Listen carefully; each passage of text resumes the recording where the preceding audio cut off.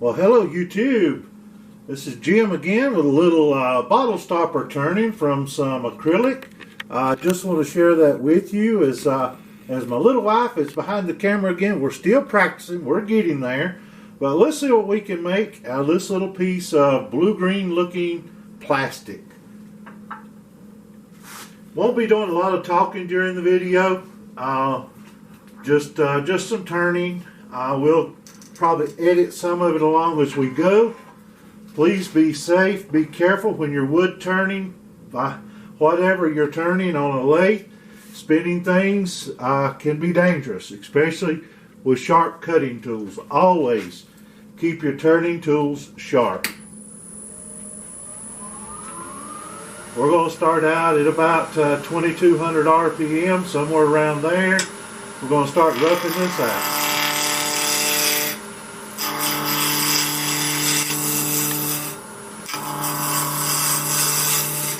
Goes pretty fast at this point. I'm using a by Ruth Niles, her bottle stopper kit that has the mandrel that goes in the Morris No. 2 step paper, so you don't have to do a lot of just drilling tapping for a 3/8 coarse thread, and then we'll see if that's round. If it's not round, it'll make those little bumping sounds. This is a small spindle roughing gouge from Thompson Lathe Tools. Doug Thompson, friend of mine, used to be an engineer for Ford Motor Company, and went out several years ago and started his own turning tool business. They are powdered metal turning tools. Doug makes these nice handles, so if you care for them, get your name put on them. They are made per person, per order. I really enjoy turning bottle stoppers. They're nice, quick projects that look good, are very appealing, very enjoyable. Of course, acrylic, as you can see, does make a mess. Do what you feel is safe, not what you see me do, please. I haven't been known for being one of those people that necessarily always is the safest person, I guess. So please be safe. Safety in my shop is my concern. Safety in your shop is your concern. This is done for entertainment and a little bit of instructional purposes. I'm turning this inside down now to match the shape of the mandrel that is behind here. You saw me screw this little piece of plastic onto it.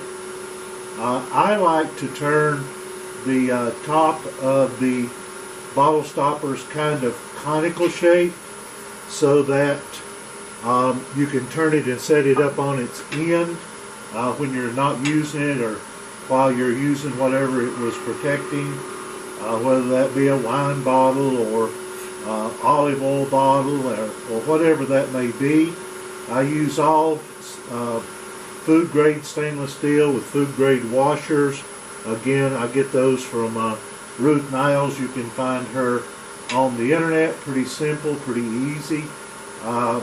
I'm known to turn a little fast on things, so if it's going a little fast for you, just you know, do what's comfortable for you as you do this. So the other part about wood turning and acrylic turning and bottle stoppers, bowls, whatever it is, you've got full control over what it's going to turn out to be.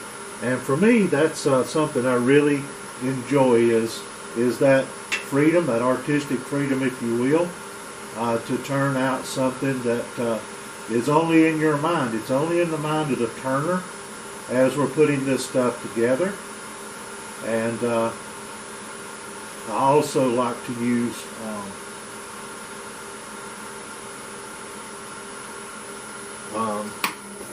you kind of see we're getting a little rough shape going on here. Next thing I'm going to do is clean this up. One of the hardest things to do is get rid of that little divot that'll be in the center there. I want to turn our rest around. I'm going to switch to a 7/16 instead of a 1/2 inch. The rest is a little high. Going to get me a rest there. These are all supported cuts, supported into the bevel of the turning tool. So let's go ahead and get that rest down a little bit.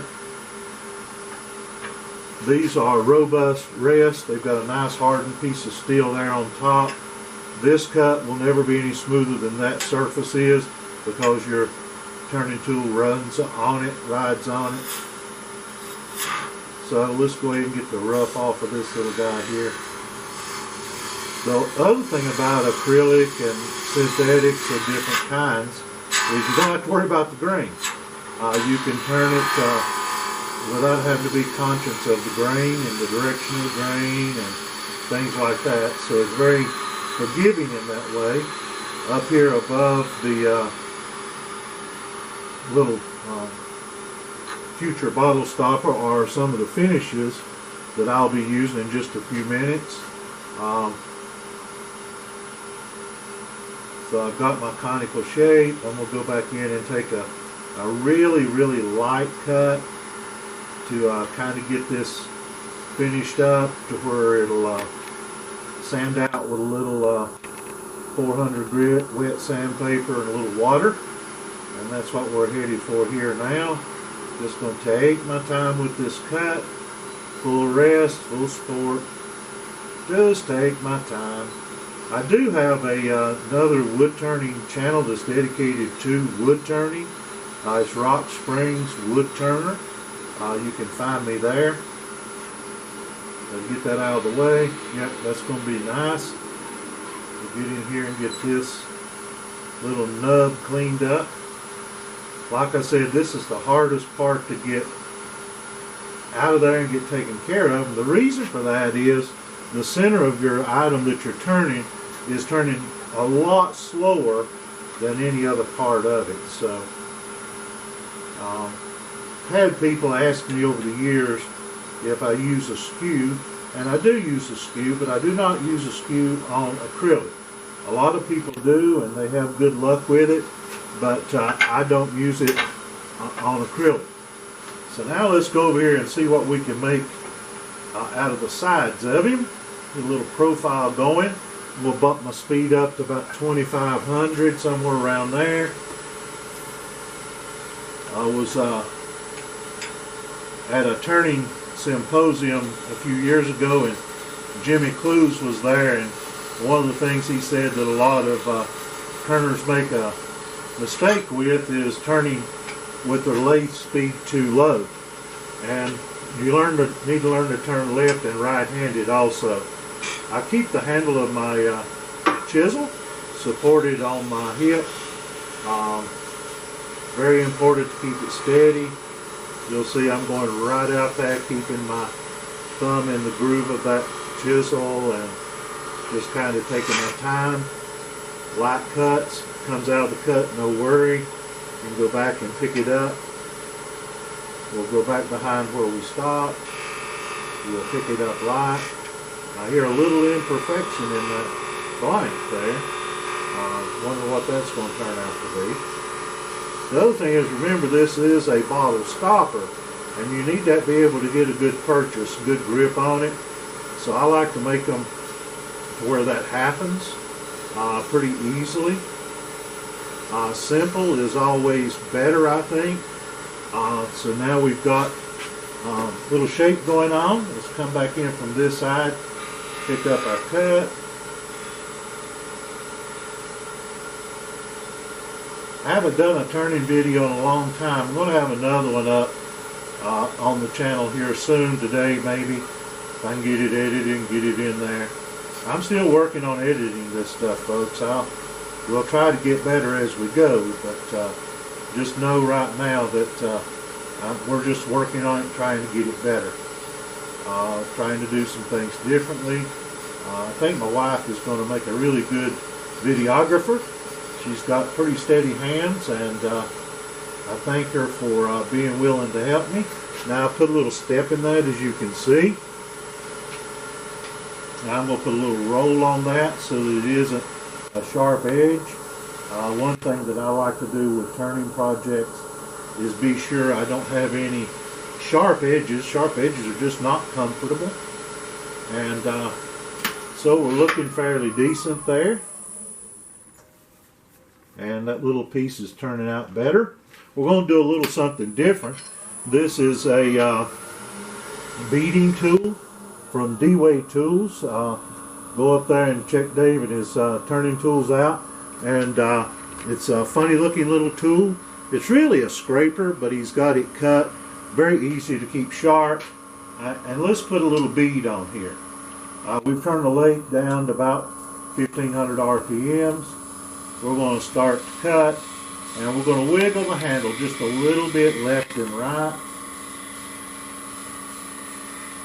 Just a little left and right. You'll see that little bead will show up. You'll watch the top, and there all of a sudden you've got a nice little bead in there. And you got to keep the turning tool kind of to the shape of whatever you're putting the bead on. So let's put another one here. Again, just a slight, I don't even know if you'll be able to see that in the video. Just a slight little left and right as you cut that bead, letting it keep it balanced, cutting even on both sides.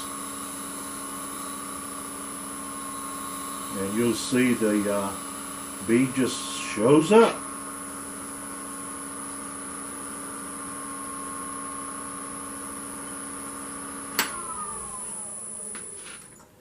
So there we go. Time to do a little finishing on it. This is a pretty simple process. Don't know what we'll edit, leave in, leave out.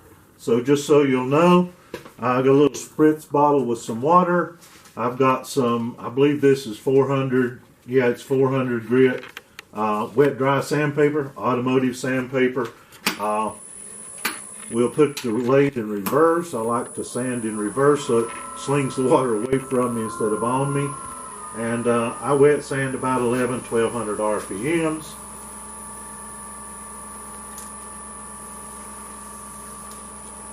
Let me switch hands so she's making. Just spritz it, keep it a little wet. And since I'm doing it this way now, I'm getting it all splattered on me. So. And just keep it wet, just a little spritz of water. You'll watch that slurry come up. That's what you want to see. That means you're getting it's doing the work. Let the abrasive do the work. And by the way, abrasive is a consumable for anybody that's using it, whether you're in a body shop or in a wood shop. Throw that stuff away when it's wore out. Go get you some more. It's not that expensive, and it just will do a lot better job. You'll be done quicker, and because when you work through the grits, I try to turn it pretty smooth so I don't have to do so much sanding. I'd rather turn than sand. So we'll see what we can get done here. Again, might edit some of this footage out and just shorten it up so you don't have to go to sleep through all of this. Now I'm going to take the edge, the corner of my sandpaper, and we'll get down in those grooves a little bit, just to knock any fuzz or burr that might be in there out.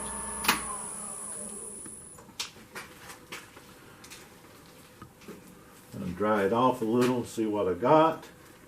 Be careful with these rags when you're wiping down. Don't do it when your lathe's turning too much, because believe it or not, these things are rough enough to scratch your turning or burn it. So I'm going to do a little more. I turned that lathe back and forward, so I won't be getting a bath now. So I want to keep the sandpaper just kind of moving. Now, I put my sandpaper and pinch it between my finger and thumb. That way, if it does get stuck on the lathe or hung, it just pulls it out and it don't pull my hand into that spinning piece of whatever it may be.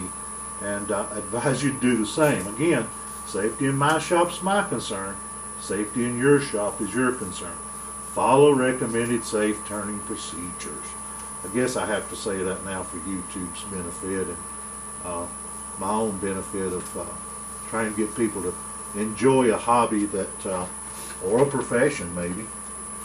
Now let's see if we can get this end turned. I just put it right on the center of it and just keep it wet. Don't get any heat, especially with acrylic. You don't want it to get hot. Hot makes it turn cloudy and it ruins the finish. We're looking pretty good as far as the sanding goes. We are ready to step into some finishing, I do believe. I believe my wife's probably getting tired of standing there behind that camera by now. So it's not the most exciting or glamorous of things to do.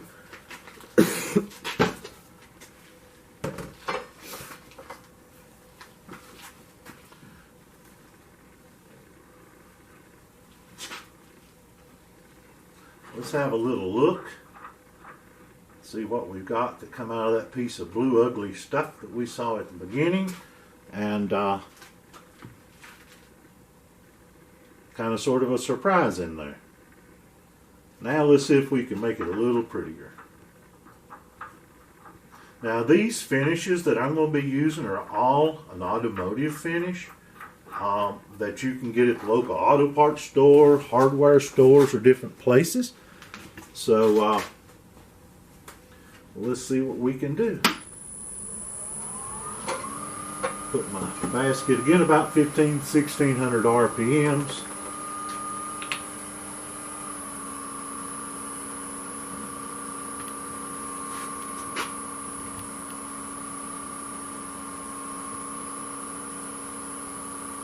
Don't be stingy using this stuff. Yeah, it'll make a little bit of a mess, but you want enough on there to do the work. And remember that while it's finishing that, it's also removing minute particles of that surface, and so it's going to get stopped up, clouded up, and all of that stuff. So this is scratch out. This is takes swirls off your cars, helps when you clean up your headlights if you've got fogged up headlights and things like that. Of course, that don't do any good if you don't treat those things with some kind of sealer after you get done. They'll cloud back up pretty quick. Folks, if you would leave comments as to what kind of videos you would be interested in seeing, we will see what we can put together for you. That made a mess.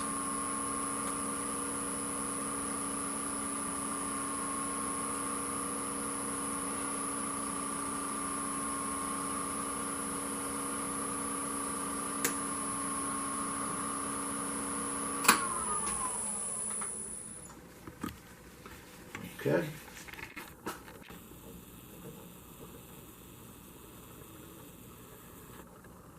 Now we'll switch over one more time. It's beginning to take a little shine there, isn't it? So now we're going to switch over to a Meguiar's or a Mother's product, Power Plastic, and same thing.